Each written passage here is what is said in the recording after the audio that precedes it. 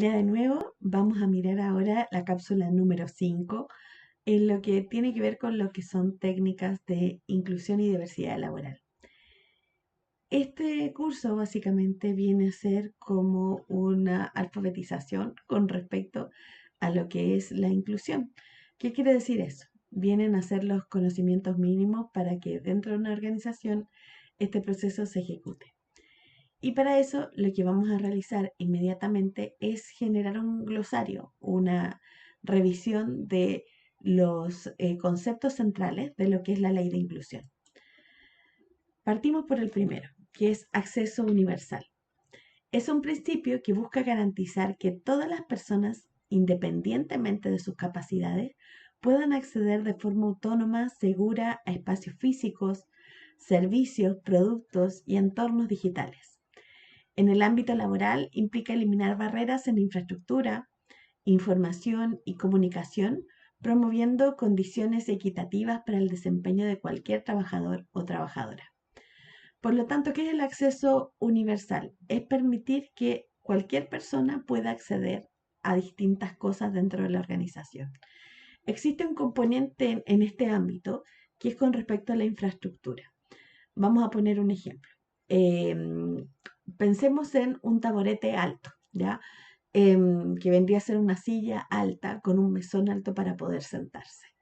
Este mesón alto, que a lo mejor es como de 1 metro de altura, aquí comenzaría tal vez, ¿sería accesible a todas las personas de la organización? ¿Qué crees tú? Bueno, la respuesta es no, y no solamente por el tema de las personas con discapacidad. Las personas con sobrepeso, las personas embarazadas correrían peligro al momento de sentarse porque se podría balancear y esto venir abajo, ¿ya? Para una persona a lo mejor que tiene enanismo también, ¿ya?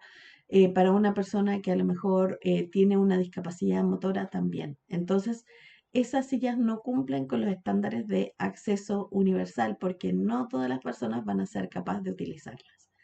A eso se refiere el acceso universal. Cada vez que se esté revisando alguna acción, debemos estar pendientes de si esto le va a servir a todas las personas de la organización.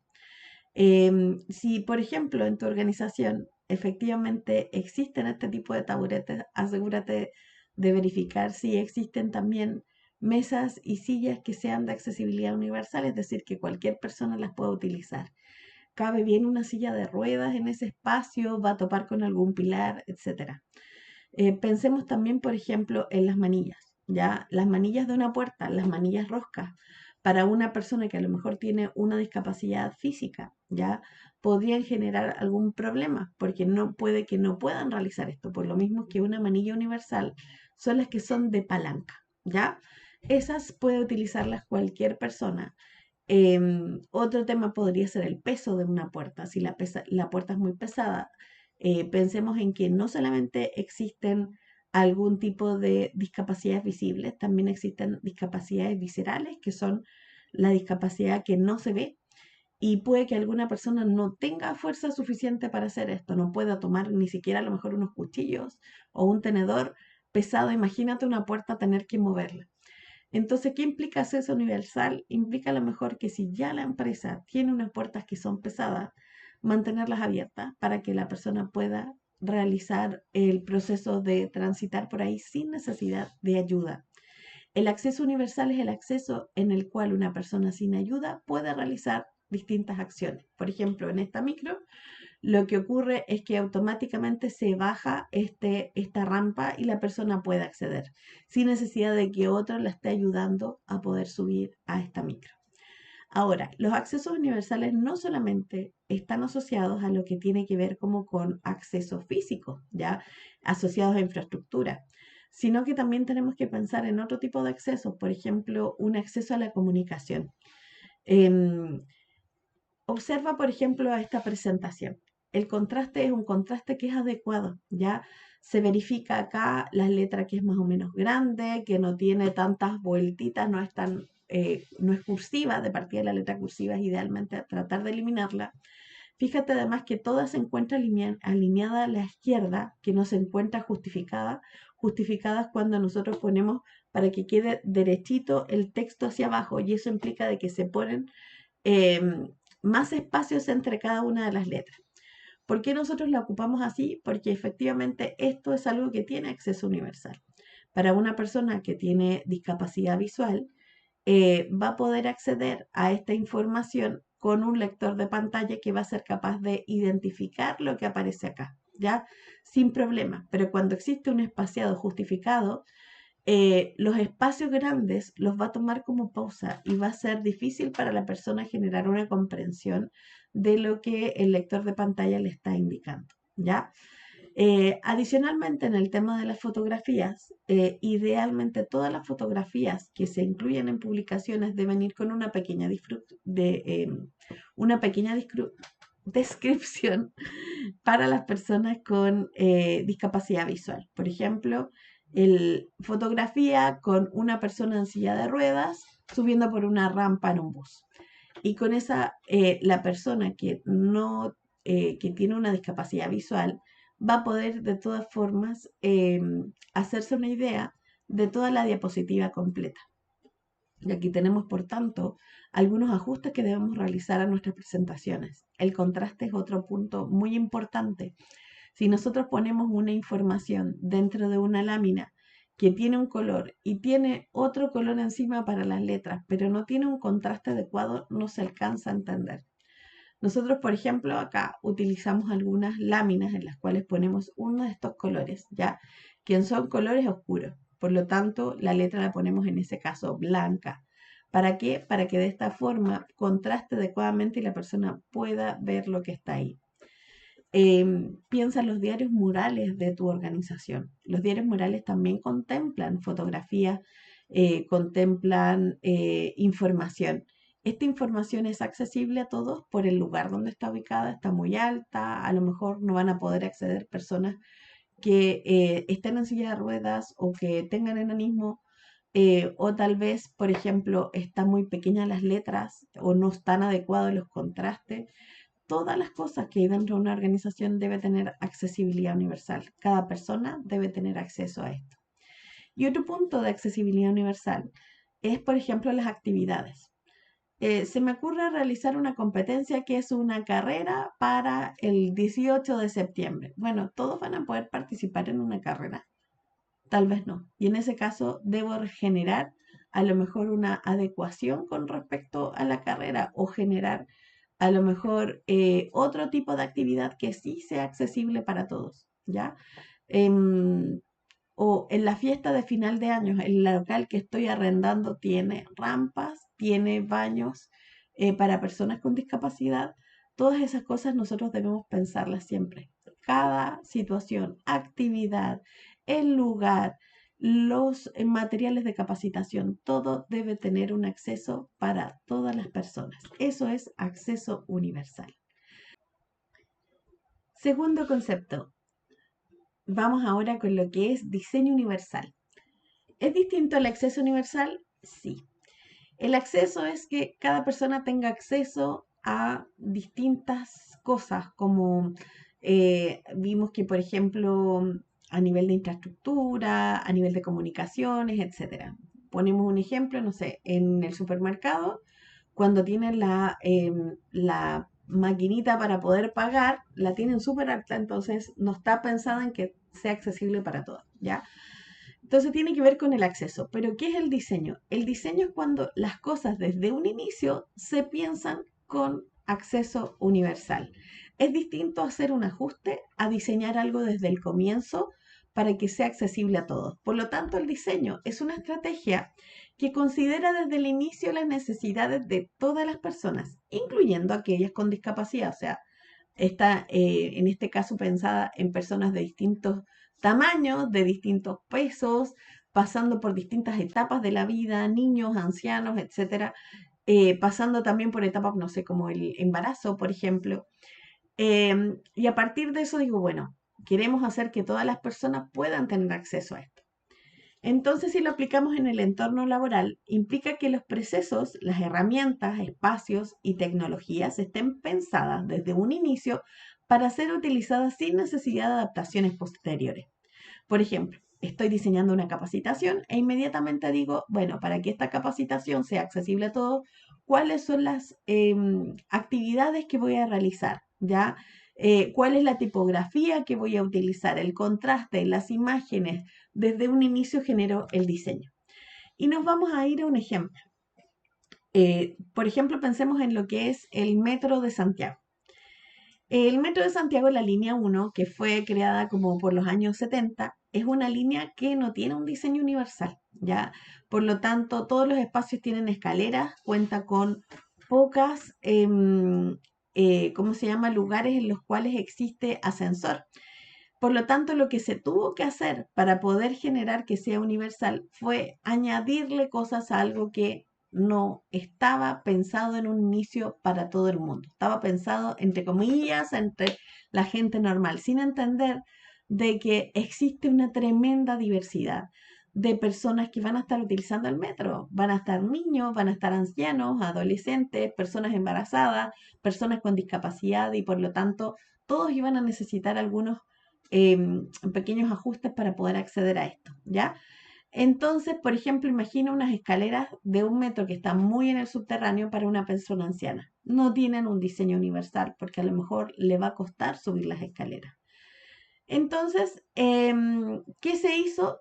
Se hicieron ajustes, se pusieron unos como mini ascensores adosados a la escalera, que son unas rampas que son móviles. Se pegaron en el piso unas baldosas que son táctiles para poder indicar a las personas que tienen discapacidad visual hacia dónde tienen que salir o cuáles son los límites. No solamente lo pusieron en amarillo, antes había solamente una wincha en amarillo, ahora la wincha también tiene una, ¿cómo se llama? Una textura que permite que una persona que a lo mejor ande con un bastón o que ande con algún tipo de artículo para poder detectar qué es lo que hay en el piso y poder ir siguiendo a través de eso, sepa inmediatamente que hay un lugar donde ya no tiene que seguir avanzando caminando. Versus tenemos después que se crean las siguientes líneas, que son por ejemplo la línea 4, la línea 4A, y estas líneas desde el inicio ya se pensaron con este diseño. Por lo tanto, nos encontramos con líneas que ya cuentan con un ascensor, con accesos hacia los ascensores, eh, que los vagones del metro, por ejemplo, el primer vagón del metro tiene un espacio especialmente diseñado para poder ubicar o coches o sillas de ruedas. Entonces eso ya implica un diseño universal. ¿Dónde más podemos ver esto? Cuando uno, por ejemplo, va a una casa piloto eh, y llega, si yo que soy bajita, yo mido 1,54, con suerte. No sé si llego ya a esta altura porque uno se achica con el tiempo. Pero tú vas a una casa piloto y de pronto ves que estás en la cocina y las alacenas de la cocina a veces tú haces así y no llegas o llegas justo para poner las cosas, pero sin la posibilidad de ver. ¿Qué implica eso? De que para poder subir las cosas a ese espacio vas a necesitar un pisito, ya, subirte a un piso y poner las cosas arriba. Eso no tiene diseño universal. Actualmente en otros países ya se están diseñando algunas alacenas que tienen la posibilidad de con un botón bajarlas y subirlas para poder adecuarlas a cualquier persona de cualquier tamaño. Por tanto, el diseño universal son todas las estrategias en las cuales desde un inicio pensamos en queremos hacer esto para todos y para todas. Siguiente concepto. Ajustes razonables. ¿Qué es un ajuste razonable? Son modificaciones o adaptaciones necesarias y adecuadas que no imponen una carga desproporcionada para el empleador y que permiten a una persona con discapacidad desempeñarse en igualdad de condiciones. Ejemplos: adaptación de jornada, adecuación de herramientas y espacio físico. Vamos a explicar esto un poquitito más. Vamos a pensar, por ejemplo, que tú estás en a lo mejor en un trabajo, en un site que tiene 2 pisos, ¿ya? Y resulta de que no cuenta con un ascensor porque no fue diseñada ese espacio con un diseño universal pensando inmediatamente en las distintas personas. ¿Sería razonable para la empresa invertir en un ascensor para poder incluir a personas con discapacidad motora? No. Razonable es algo que, entendiendo cómo funcionan los procesos, requiera solamente un tema como de actitud y de pequeños ajustes para poder permitir que una persona pueda adaptarse. Por lo tanto, si ya nos encontramos en un espacio que efectivamente no tiene un ascensor, a lo mejor un ajuste razonable sería habilitar el espacio donde va a trabajar la persona en el primer piso y que todas las cosas que sean de primera necesidad para la persona, por ejemplo, baño, lugar de fumadores, el espacio para comer, todo se encuentre donde la persona pueda tener acceso, ¿ya? Entonces eso sí sería un ajuste razonable, ¿ya? ¿Qué otro ajuste razonable podría ser? Podría ser, por ejemplo, que una persona con discapacidad a lo mejor trabaje desde casa, sí y no, va a depender de algunas cosas. Nosotros, por ejemplo, trabajamos dentro de un call center, ¿ya? Y dentro de ese call center existen como contratos con los distintos clientes y cada cliente mandante lo que hace es realizar una solicitud de qué forma quiere que atiendan sus servicios. Y hay algunas solicitudes de clientes en las cuales dice, quiero que la gente de mi servicio atienda presencial. Por lo tanto, ¿qué va a ocurrir? Cuando se realiza el lanzamiento de una publicación para que las personas puedan postular ese cargo, va a decir claramente dentro del descriptor de cargo que se requiere que la persona trabaje de manera presencial. Por lo tanto, si el descriptor de cargo indica, o sea, el descriptor del cargo el que se está ofreciendo dentro del proceso de selección decía dónde va a ser la jornada, que va a ser exclusivamente presencial y que los rangos horarios son entre A y B, un ajuste razonable no es salirse de ahí, porque en el fondo un ajuste razonable no es inventar algo para una persona, sino hacer un pequeño ajuste. Si, por ejemplo, una persona con discapacidad postuló a un cargo que trabaja solamente de noche y que decía trabaja solamente de noche y te llegó la carta oferta, decía trabajas entre tal y tal horario y es de noche, y tú luego de estar contratado solicitas un horario de día, no es un ajuste razonable porque las condiciones de contrato que se generaron entre la organización, entre la empresa y el trabajador, indicaban cuál era la jornada laboral. Por lo tanto, lo que se podría hacer ahí, por ejemplo, porque me tocó justamente verificar una situación como esta, es indicar de que lo que podemos hacer es dejar tus turnos más fijos dentro de esa jornada o asignarte colación dentro de un horario que sea más o menos fijo. Eso sí se puede hacer, así como no cambiarte todos los días la colación, sino que siempre sea en determinado horario para que te puedas tomar los medicamentos, por ejemplo, y eso sí se podría realizar. Los ajustes se realizan razonablemente, pero teniendo en consideración las condiciones que se ofertaron inicialmente a nivel contractual. Por lo tanto, si en esa situación se decía de que la persona podría a lo mejor acceder teniendo mejores alcances de KPI, podría acceder a un teletrabajo, ahí claramente ese servicio está preparado para poder ofrecerle generar este ajuste de que la persona trabaje directamente desde la casa. Por lo tanto, en ajustes razonables siempre es importante también tomar en consideración cuál es la oferta laboral que se generó para poder dentro de esa oferta generar ajustes que sean razonables para que ambas partes ganen en el fondo en esta situación. Otro ajuste podría ser a lo mejor dejar a una persona más cercana al baño, porque a lo mejor requiere ir al baño más constantemente por la discapacidad. Otro ajuste razonable sería dejar las puertas abiertas si son muy pesadas. Otro ajuste razonable sería, por ejemplo, el que si hay una persona que tiene, no sé, una discapacidad a lo mejor cognitiva, el aumentar la brecha que tiene de tiempo para la adaptación y a lo mejor generar un primer contrato, un contrato a plazo fijo que sea más extenso que el de los demás trabajadores, porque a través de eso lo que hacemos es aumentar también la brecha para que la persona pueda aprender.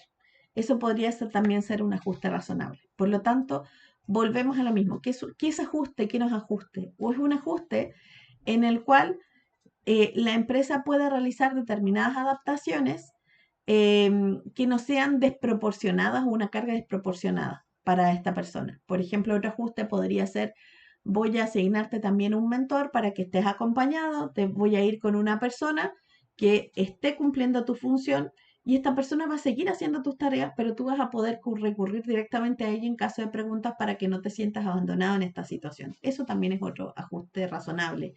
El poner una pantalla más grande para que la persona pueda ver. Si tenemos un ordenador pequeñito con una pantalla pequeña y tiene una persona con discapacidad visual, a lo mejor podemos ofrecerle una pantalla más grande, y eso es un ajuste que también está dentro de lo razonable pedir. Bien.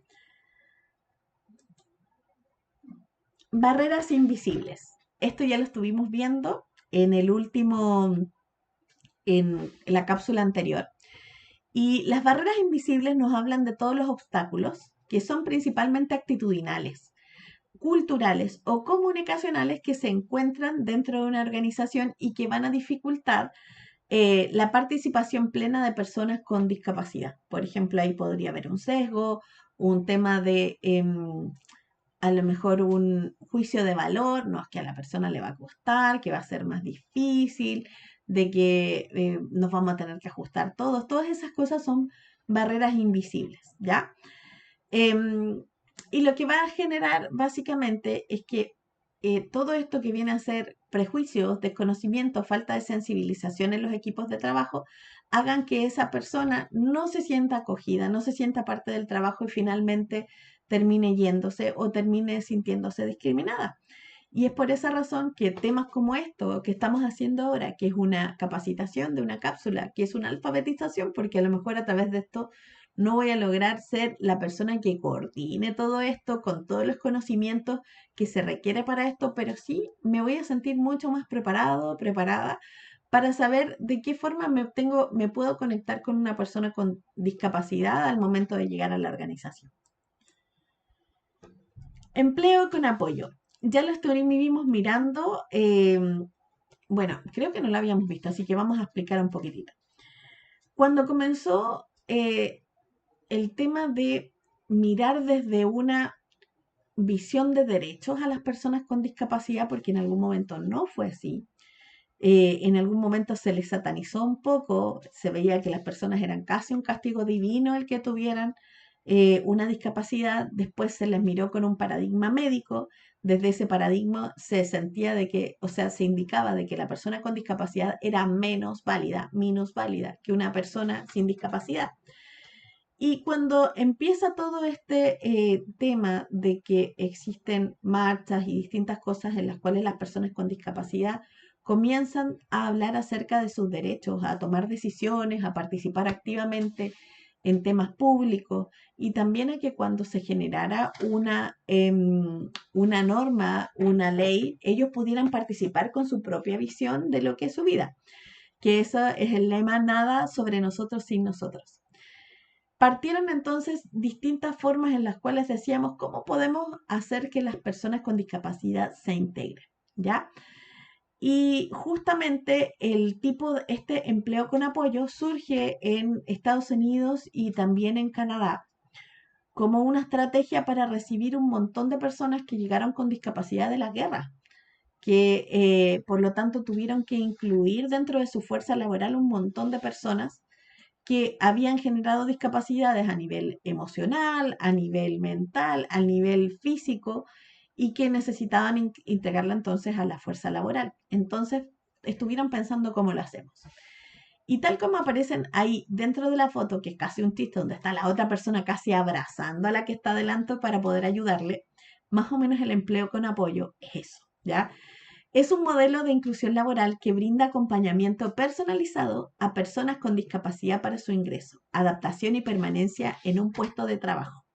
Incluye apoyo de profesionales como gestores laborales o preparadores laborales, tanto al trabajador como al equipo dentro de la empresa.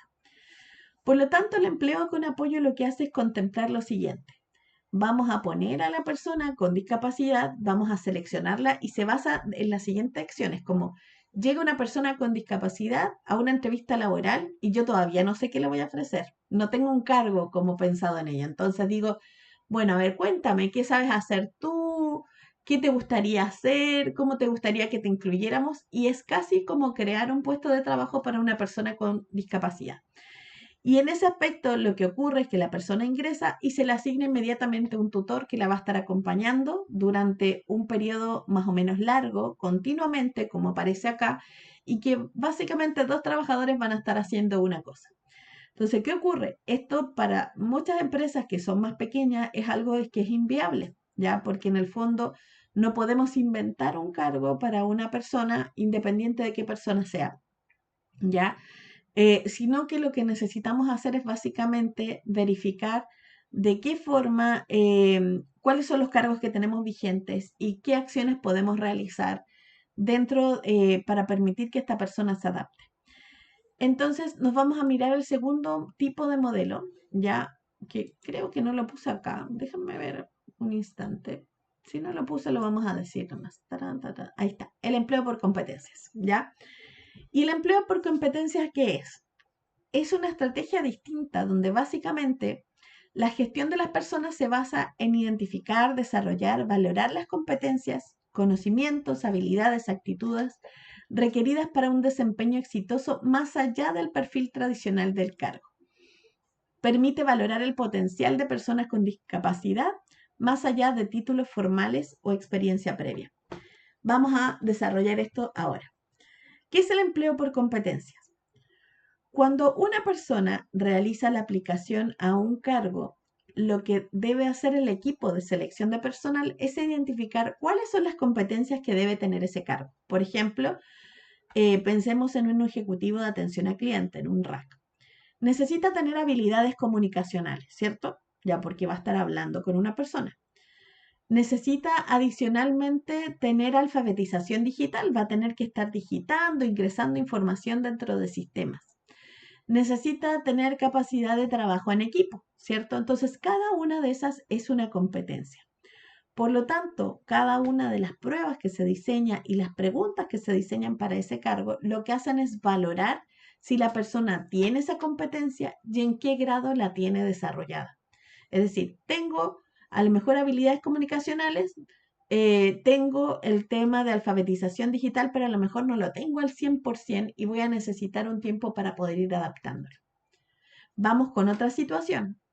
Tenemos dentro de una organización, por ejemplo, dentro del call center, que se ofrece a los mismos trabajadores que están en el cargo de RAC el poder ascender a un trabajo distinto, por ejemplo, el de supervisor. Entonces, cuando se realiza este tema por competencia, volvemos a hacer lo mismo. Identificamos cuáles son las competencias para ese cargo. Liderazgo, trabajo en equipo, va a tener que tener orientación al cliente interno, habilidades comunicacionales, habilidades para poder realizar procesos, por ejemplo, de retroalimentación, feedback, etc. Pero ¿qué va a ocurrir? Esta persona estaba en este cargo y para este que es un poquitito más alto, ¿cierto? Entonces lo más probable es que al pasar de aquí a acá ocurra lo mismo que cuando recién llegué, es decir, hay algunas competencias o habilidades que no van a estar al 100% desarrolladas para que esto ocurra. Y la persona tiene el potencial para cumplir, pero no así el total de las habilidades. Por lo tanto, la organización, ¿qué debe hacer? Capacitar. En ambos casos, capacita para que la persona vaya accediendo a lo que son las competencias completas. Y por esas razones que se generan instancias como la capacitación inicial de una persona que es un RAC o la capacitación, por ejemplo, en lo que es liderazgo, en retroalimentación, en lo que es el uso de sistemas propiamente para un supervisor, por ejemplo. ¿Ya? ¿Por qué? Porque lo que estamos haciendo es nivelar las competencias que se requieren para que la persona ocupe el cargo. Este modelo es el que se ocupa dentro de todas las organizaciones y es uno de los empleos, uno de los modelos de empleo que también tiene como un alto factor inclusivo. ¿Por qué? Porque si yo me fijo en las competencias de algo, de alguien, perdón, no me fijo en la discapacidad. yo lo que hago es mirar a esta persona y digo, bueno, a lo mejor llegó, por ejemplo, en silla de ruedas, ¿ya? Pero ¿tiene habilidades comunicacionales? Sí. ¿Tiene alfabetización digital? Sí. ¿Tiene capacidad de trabajo en equipo? Sí. Por lo tanto, es apto para cumplir con el cargo. No se mira como la condición en la que pueda llegar una persona, sino que el cumplimiento de las competencias para que pueda ingresar. ¿Ya? Entonces, este modelo se basa principalmente en mirar las competencias para realizar el proceso de selección, para después generar procesos de capacitación para ajustarlas, y con eso tenemos la posibilidad no solamente de emplear a alguien, sino de que permitir que crezca, independiente de si tiene o no tiene una discapacidad. Ahora, ¿estos modelos se pueden mezclar un poquitito? Sí. ¿En qué sentido? Por ejemplo, nosotros podríamos trabajar con este modelo que es el empleo por competencias, pero también generar algunas acciones que son con apoyo. Por ejemplo, generar el tema de que cuando una persona llega, nosotros vamos a hacer un ajuste razonable, ya que ya vimos lo que era, que es un pequeño ajuste, y sabemos que esta persona a lo mejor que viene con una discapacidad, por ejemplo, TEA, ¿ya? No todo el TEA es discapacidad. Discapacidad es solamente las personas que realizan el proceso desde el punto de vista legal, que realizan el proceso de ir y generar, ¿cómo se llama? Sacar la credencial de discapacidad, ¿ya? Entonces, eso es desde el punto de vista legal. Entonces, si la persona llega y, por ejemplo, viene con mucha ansiedad porque necesita más estructura y hay un cambio importante dentro del servicio, yo a lo mejor puedo anteponerme a eso, inmediatamente sé que tengo que hacer un cambio tremendo, vamos a cambiar el sistema y tengo una persona con TEA dentro de mi área. ¿Qué puedo hacer ahí? Entonces lo que voy a hacer es que la voy a sacar aparte, le voy a explicar, voy a ver cómo se siente con el cambio y lo que voy a hacer es que la voy a ubicar junto a otra persona que va a ser su mentor en el tiempo de adaptación, porque tal vez la adaptación le cueste un poquitito más, ¿ya? O voy a generar una mentoría con una persona que a lo mejor al momento de llegar yo me quedo junto a ella para poder elevar mis preguntas. Y eso también formaría parte del empleo por competencia, pero con algunos ajustes para que la persona reciba apoyo de todas formas al ingresar. Entonces ahí tenemos dos conceptos bien interesantes que son el empleo con apoyo, el empleo por competencia. Este es el que se usa actualmente dentro de Chile, pero puede tener algunos matices de empleo con apoyo con las acciones de generar un tutor, generar un mentor dentro de lo que es la organización. Y me quedó entre medio por alguna razón el otro, que es gestor de inclusión laboral. ¿Qué es un gestor de inclusión laboral? Es la persona que está designada dentro de la empresa para promover, coordinar y supervisar las acciones que favorezcan la inclusión de personas con discapacidad en el entorno laboral. Por lo tanto, es la persona que se tiene que asegurar del cumplimiento legal con respecto a las leyes de discapacidad dentro de la organización. Vamos con algunas preguntas y respuestas rápidas. ¿Cualquier persona puede ser gestor de inclusión laboral? Sí y no, ¿ya? Depende, yo diría más bien. Primero, depende de dónde trabaja, porque a nivel legal, el gestor de inclusión laboral debe asignarse dentro del Departamento de Recursos Humanos, ¿ya? Podría ser una persona que trabaje en atención a clientes, en el área de desarrollo organizacional, en el área de selección, incluso en el área de legales o en el área de prevención de riesgo. ¿Por qué? Porque las personas que trabajan en recursos humanos pueden mirar a forma transversal todo lo que viene a ser el viaje del trabajador, desde el momento que ingresa hasta el momento que se va. Si una persona está en la organización, tiende a mirar esa realidad que es organización y nada más, no los tras bambalinas. Por eso es que la ley exige de que sea una persona de recursos humanos. Segundo punto, no basta con que una persona diga, sí, yo quiero ser, me gustaría ser, etcétera, sino que tiene que pasar por dos situaciones. Lo primero es una capacitación más profunda que la que estamos teniendo acá, que es donde se explica, por ejemplo, cuál viene a ser el perfil de la persona, las acciones que tiene que hacer, cómo tiene que hacer estas acciones y tiene que aprobar esa capacitación. Y una vez que realiza la aprobación de esta capacitación, debe ir a algo que se llama Chile Valora, que es una institución que es del Estado, que lo que realiza es ¿cómo se llama esto? La valoración o la certificación de competencias laborales. Por lo tanto, después de haber pasado por un proceso de capacitación, quien está aspirando a ser gestor tiene que ir a validar que cumple con las competencias, que sabe hacer todo lo que un gestor de inclusión laboral va a tener que hacer, que incluye, por ejemplo, generar acciones de diagnóstico, una prueba para poder verificar todas las leyes asociadas a la inclusión laboral, va a tener que verificar también un proceso de generar un reporte de los incumplimientos, estandarizar la información que encuentra en la organización, aprender a realizar, por ejemplo, procesos que son como de evaluación de de los distintos procedimientos y materiales que hay dentro de la organización, plan de capacitación, etcétera. Entonces es alguien que va a tener que aprender a llevar todo lo que tiene que ver con el cumplimiento de la legislación laboral a nivel de inclusión laboral. Bien, veamos si me queda alguno. Sí, este es el último. Política de inclusión. ¿Qué es la política de inclusión? Es un documento formal de la organización donde se expresa un compromiso con la inclusión laboral de las personas con discapacidad.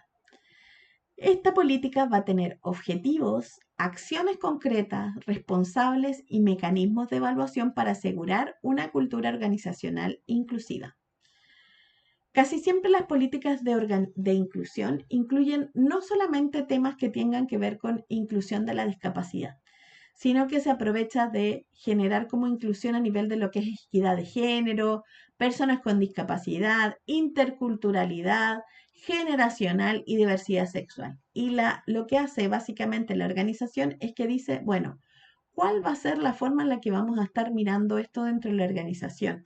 ¿Cómo vamos a medir? ¿Cómo nos vamos a asegurar de que nuestra empresa sea inclusiva? ¿Qué vamos a hacer? ¿Quiénes van a ser los responsables?